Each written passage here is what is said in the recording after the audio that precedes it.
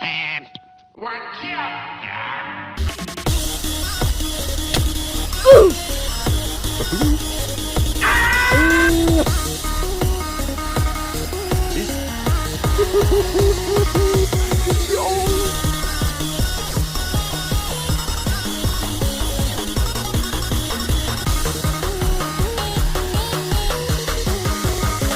I almost spiked the shit out of her. I got her though.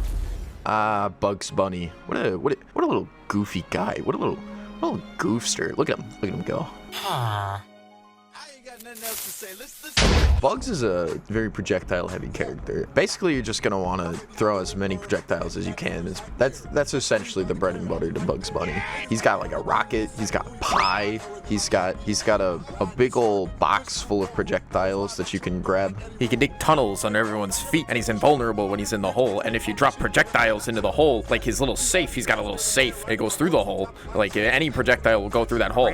So it opens up a lot of options for you to kind of fuck with people, where you just drop a projectile into this hole and they don't think they're gonna get hit, but then they get back. Oh wow. Something to note about Bugs is that his grounded melee attacks really suck, and you should not use them unless you have charmed someone. Then the big hammer is actually really good because you can wind it up and probably knock someone out. Most of the time though, you're gonna try to use the hammer and you're gonna get hit before you can hit someone else because the wind up is way too long.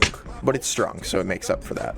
In contrast, his aerials are very good and you should use them often. His forward air is great for poking, his down air is great for spiking off stage and on stage, and his up air is great for killing everywhere. You can come down from above someone and then you give them the downward aerial and then they get spiked against the stage and you're like, oh, that's gonna kill him. And then when it doesn't kill them, you jump into the air, you give them the upward aerial, knock them off the top of the stage. The baseball bat is something I encourage you to use frequently and always break their knees. I think the most important part about playing Bugs is just to try to stress out your opponent as much as possible. You're going to want to throw stuff until you look like Transylvanian town folk stoning the local vampire, right? You're going to cover the top with the rocket, and then you can cover the middle with the pie, and then they're going to go, ooh, dodge, and then you're going to come up, and you're going to be like, ah, yeah, and then they're going to come up to you, and you're going to blow them a little kiss, and you go, mwah, and they're going to go, ooh, I shouldn't touch that, but then they're going to touch it anyway, and then you're going to wind up your hammer, and you're going to smack them. Or like maybe someone's trying to hit you. Instead of letting them hit you, you're going to dig a hole, go to the other side of the map, and then when they follow you, you're gonna go back through your hole to the other side where they can't actually still hit you, and then when they come back to get you, you're gonna go back to the other side of the hole, right? And then they're gonna come back over to you and you're gonna go back to the other side. At the end of this process, it should look a little something like this.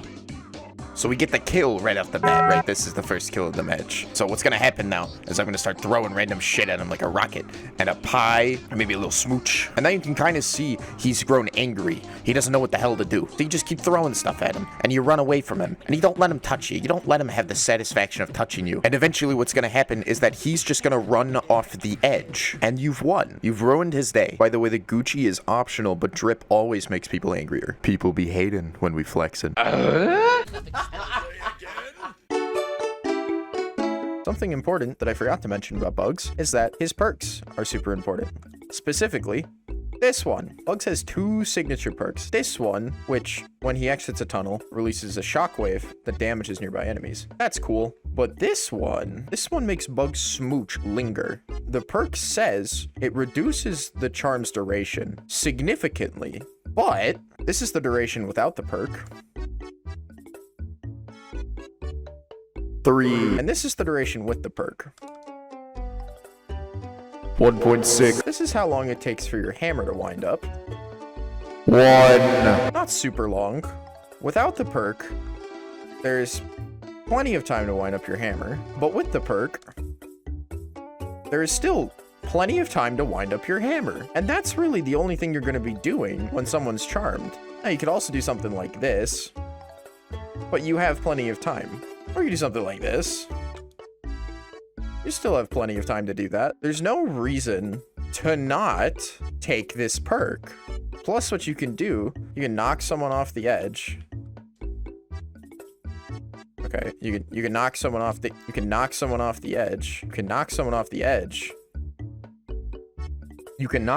the edge. I suck.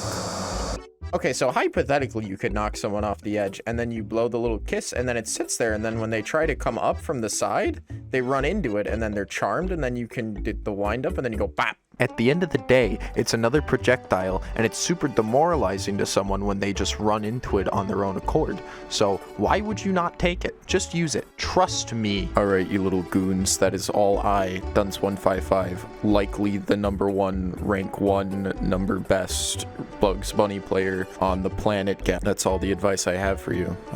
You know, if you lose now, you suck. Have fun in your games, kids. Unless you play Finn, then fuck you. Bye.